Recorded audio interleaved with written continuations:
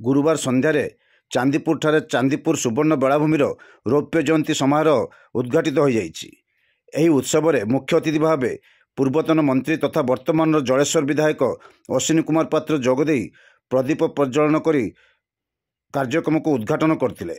सम्मानित अतिथि भाव बालेश्वर सदर विधायक मानस कुमार दत्त जोगदे वक्तव्य चांदीपुर किपरि साधव पुओ जाभा सुमात्रा आदि वाणिज्य करने को जाउथिले से ऐतिह्य संपर्क में वक्तव्य सूचना देवा सह चांदीपुर बेलाभूमिर सौंदर्यकरण पर सरकार कथा होइचंती। खूब शीघ्र यार उन्नतीकरण कार्य आरंभ होइजिबो।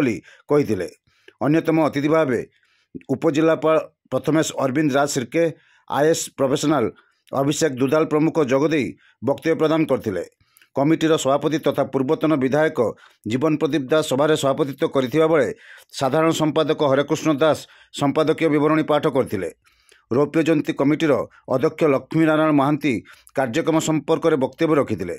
उपसभापति किशोर दास स्वागत भाषण रखिथिले।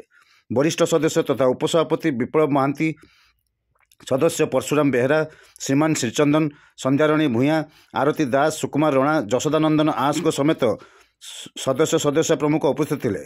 पर नृत्य संगीत आदि रंगारंग कार्यक्रम परिवेषण कर जायतिला।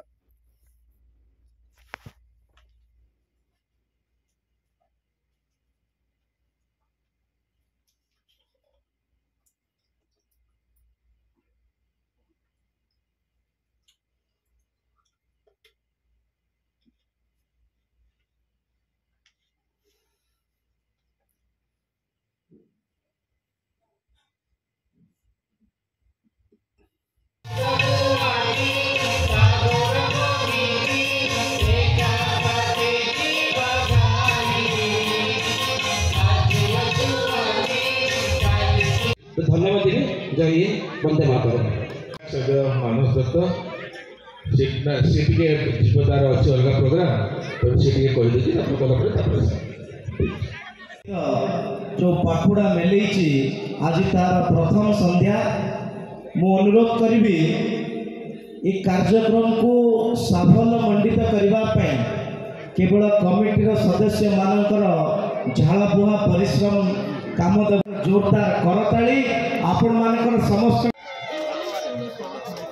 were installed across 17 villages in the Jashipur block of Mayurbhanj district and one village in the Joda block of Keonjhar district, along with small fields. Exporting heavy equipment